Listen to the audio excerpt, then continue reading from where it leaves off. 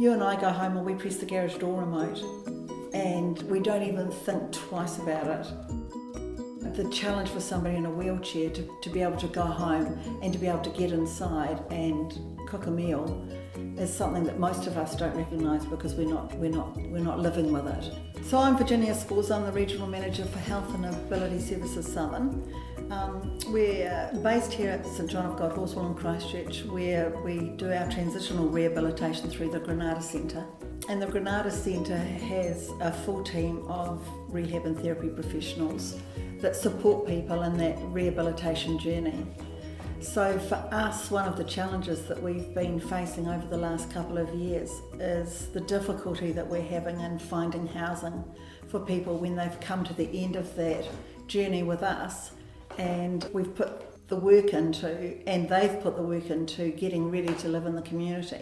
So the collaboration between the MenzShed and the Granada Centre in finding an alternative is really exciting. This is more than providing accommodation. This is about trying to help somebody find a home. I think the idea of a tiny home can be a catalyst for people. It can give them a sense that, hey, maybe there is something that I can own even, that's mine, that I can be in control of my life, I can be in control of my physical environment. From a project perspective, it's big enough to be impactful but small enough to actually make happen and get some change going on. I mean, the MenzShed have been great to work with, and they've been on site for 6 years. There's a real, I was going to say partnership, it's more community, that their community has merged with our community and it's created this on-site collaboration.